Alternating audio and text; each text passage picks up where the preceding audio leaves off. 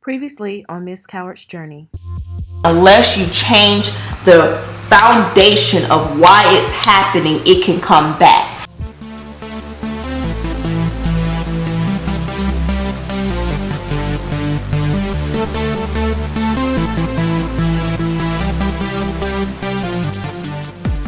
One of the doctors, when I went to do the IVF, wanted to do a myomectomy on me. You all, don't do it. Don't do it.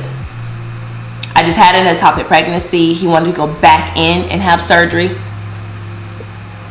Nah.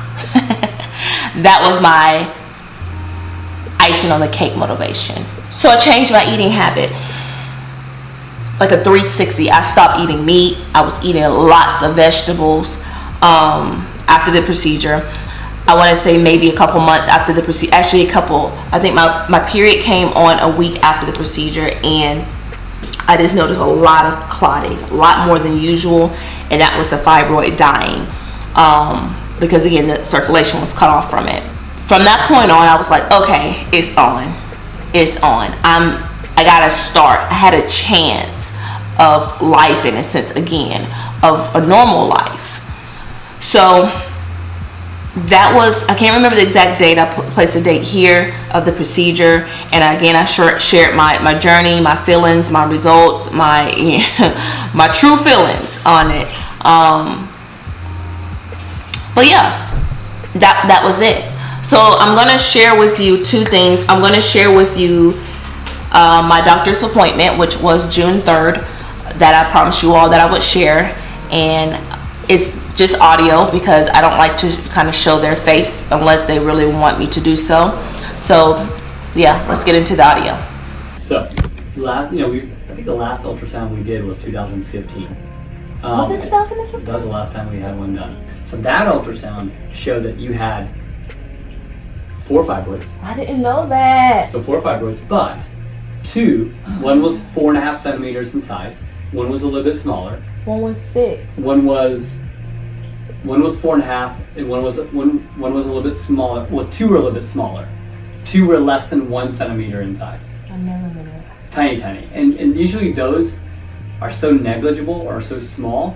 Sometimes you can't even see them on the ultrasound, okay. Which is why we probably didn't even talk about them, because sometimes you can't even see them. But you had 2 ones that were of not concern, but that's what we were watching, right? Yeah. So today, I can't believe it. Today, don't make me too happy. You have a uterus that is measuring normal size. Are you serious? So a normal uterus is 6.6 centimeters in size. So anywhere from 5 to 8 is considered normal, right? So wait, was my uterus normal the last time? It was a little bit larger than this. I'm sorry. So you have one fibroid that's 3.4 large diameter. Okay, and you have another small one that's only 1.6. That's it. That's all you have. And so honestly, yes, the fibroids are still there, but we don't expect fibroids to go away, right? I do. Well, fibroids in general, for most people, don't go away. They might shrink when somebody gets past menopause because the hormones to them. The hormones change. Exactly, and fibroids grow because of hormones and blood flow. But my uterus is looking normal. Your uterus is completely normal size. Yeah, absolutely. So, so here's the cool thing. I mean, the cool thing is that, remember, and we've talked about this a million times over, but I'm so happy. 30% or so of people have fibroids, right?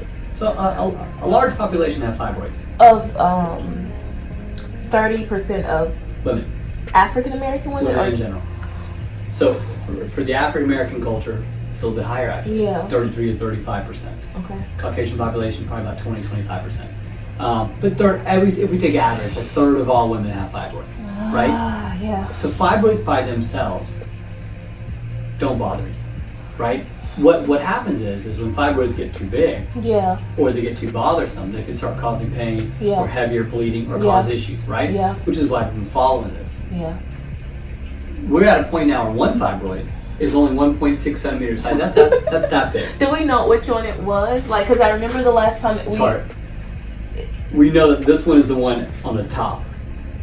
On the top of my uterus? Uterus. Like on the front of your uterus. My uterus is here, and then a fibroid was pushing down on it. Is that the one that you're speaking of?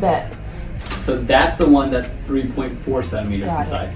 Wow. Now the other one that's sitting like in front I didn't even know there was one in the front. It's one that one's always been there, but I think it's smaller. It's 1.6 centimeters size. Wow. And this just speaks testament to what the embolization does, because it's taking away that blood flow from the fibroids. And the change of, like, I definitely know that as soon as I was done getting the procedure done, my period came on, I want to say maybe a couple weeks after that, and I, like, literally, I could, you know, because usually during the periods you have clots, but it was a lot of clot. It was more clot than it seemed like blood.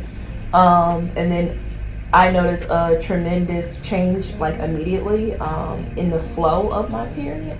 But over the time span, I want to say like maybe 6 months to a year, my periods have been not as heavy. Awesome. Like, I think my iron definitely has gone up because I'm not sleeping as much. I'm so happy. I'm not sleeping as much, and I'm not tired as much. And I was taking the macaroon, and right now I'm juicing celery. I do juice celery like every day and just drink that. But I don't know. I think the embolization on top of like the all these natural things that you're doing, absolutely. And there's nothing wrong. This is the cool thing about natural stuff, right? I mean, if you look at the literature, does the natural stuff work? Does it not work? Yeah. There's no way to study that stuff, right? But here's the cool thing about natural stuff: you can't hurt yourself by taking it. I know. So might as well try it. Yeah. Right. And obviously that plus the embolization, you know, what causes what's helping, what's not helping. Obviously, both those things are helping because we look really good. Because honestly, if your cycles are normal, and you're not having any tremendous pain, then this means nothing. It means a lot, though. Well, in terms of, it I know means what you nothing mean. in terms of medically speaking, like in terms of, we don't have to do anything about it because it's not going to affect you. And you know, the last time I went to the IVF, they were telling me that basically he was just saying because of like where the fibroid laid and was pushing down on the uterus, like uterus was, one, it was enlarged, and two, it was, the shape of it was being affected from the fibroid. Absolutely.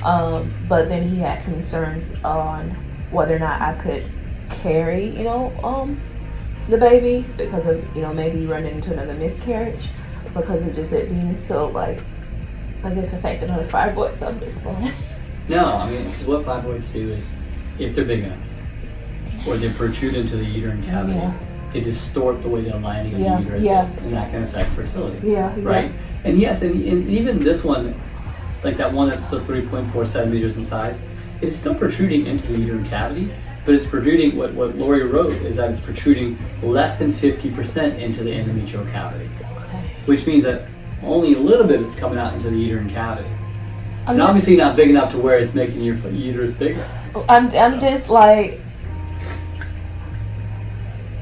I'm speechless, but I'm mind blown at the same time. And then on top of that, I'm learning. I didn't know the things that you're telling me today. Like, I only knew that, okay, I had 2 fibroids, and maybe I didn't hear it or whatever because I was just so, I don't know. And they were like 4. It was 6 centimeters, and then that 6 centimeter went down to 4. Right. And then I think the other one was like 2 or something. I can't remember. So I think that was the one that probably went down to 1 point something. Right. So I'm just, I mean, 1.5 centimeters is that big. I want it That's gone. nothing. I want it gone. I want it gone. I want it gone. So I'm going to continue to just kind of keep doing it, monitoring it. How often can I do my ultrasound? Like, is it every year? Or every 6 months? So actually, it's up to you. So I'll tell you, medically speaking, you know, we've had this conversation before, but medically speaking, if somebody has fibroids, but the fibroids are not bothering the person, then there is no reason to do routine serial ultrasounds. Because what's the point? We're not doing it for, we're not going to change any treatment plans or anything like that based on that, right? What if I want it gone though? But with that said, there's no harm to do ultrasounds, right? Ultrasounds they're just sound waves, so it's not going to necessarily hurt your body to do it. So if you tell me, I get what you're saying, I get that we don't need to do them, but I want to do them.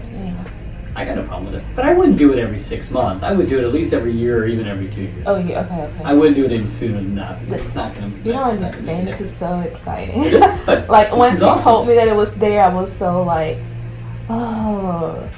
And I felt like it was in vain, all the stuff that I've been doing, kind of. And I was like, maybe I'm just going to just eat what I want. So I was kind of going back to thinking, like, you know, it's kind of pointless. So there you have it, you all. I am now, it's proof that God is real, that the fibroid embolization worked, and that my diet, I know for a fact that these things have worked. I'm going to now share with you all the things that I have consumed over the period of time of after getting my embolization and basically over the years after.